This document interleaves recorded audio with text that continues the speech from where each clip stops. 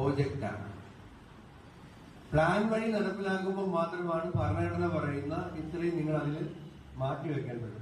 ഇതേ കാര്യം പ്രോജക്റ്റ് വഴി നടപ്പിലാക്കുമ്പോൾ ഒരു രൂപ പോലും കൊടുത്തില്ലെങ്കിലും ഒരു പ്രശ്നമില്ല, ആർക്കും എവിടെയും ചോദ്യം ചെയ്യാൻ കഴിയില്ല, കോടതിയിൽ പോകാൻ പറ്റത്തില്ല. അപ്പൊ പ്ലാൻ ദുർബലമാവുകയും പ്ലാൻ അസ്ഥിരപ്പെടുകയും പ്ലാന്റെ വിഹിതം കുറയ്ക്കുകയും ചെയ്തുകൊണ്ട് അത് പ്രോജക്റ്റിലേക്ക് മാറ്റുകയാണ്. എന്നാൽ ഈ കിഫ്ബിയിലേക്ക് വരുന്ന തുക എവിടെ നിന്നുള്ളതാണ്? നമ്മുടെ സഞ്ചിത നിധിയിലേക്ക് പോകേണ്ട തുകയാണ് അവിടെ കയറ്റാതെ അത് കിഫ്ബിയിലേക്ക് റൂട്ട് മാറ്റി വിടുകയാണ്.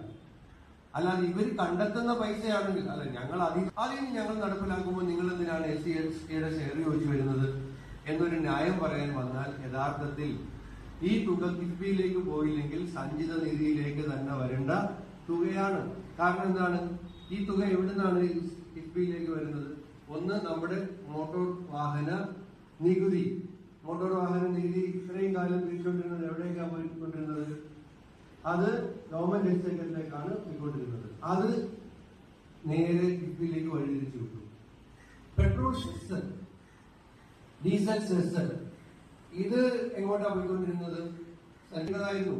അത് പ്രോജക്റ്റിലേക്ക് പോകുമ്പോഴേക്കും വലിയ നഷ്ടമാണ് SC/ST വിഭാഗങ്ങൾക്ക് വിവിധ മേഖലകളിലായി ഉണ്ടായിക്കൊണ്ടിരിക്കുന്നത്. ഇനി ഇവര് ലോൺ എടുക്കും കിഫ്ബിക്ക് വേണ്ടിയിട്ട്. ലോണിന്റെ പലിശ ആരാ കൊടുക്കുന്നത്? ഗവൺമെന്റ്. ഗവൺമെന്റ് എവിടുന്നാ കൊടുക്കുന്നത്? ഖജനാവിൽ പണം എടുത്തിട്ടാണ് കൊടുക്കുന്നത്, അല്ലേ? ലോൺ എടുത്തു എന്ന് പറയും, ലോൺ അടയ്ക്കണ്ടേ? ലോണ് ഒരു പീരീഡ് കഴിയുമ്പോൾ ലോൺ തിരിച്ചടയ്ക്കണമല്ലോ. തിരിച്ചടയ്ക്കുന്ന ഏത് പൈസ എടുത്തിട്ടാ?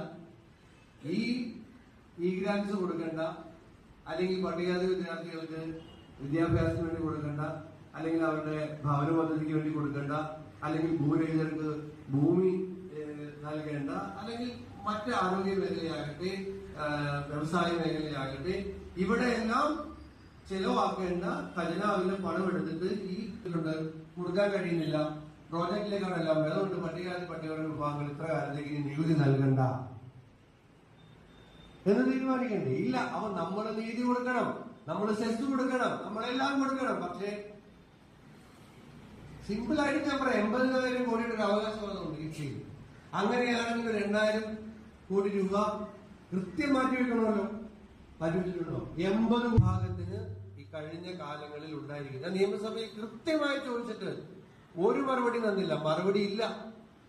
മറുപടി തരിക എന്ന് പറഞ്ഞാൽ ഇത് സമ്മതിക്കുക എന്നുള്ളതാണ്. സമ്മതിക്കുന്നതിന് പകരം എന്താ? കേട്ട ഭാവം നടിക്കാതിരുന്നാൽ പിന്നെ പ്രശ്നമില്ലല്ലോ. സമ്മതിക്കേണ്ടല്ലോ.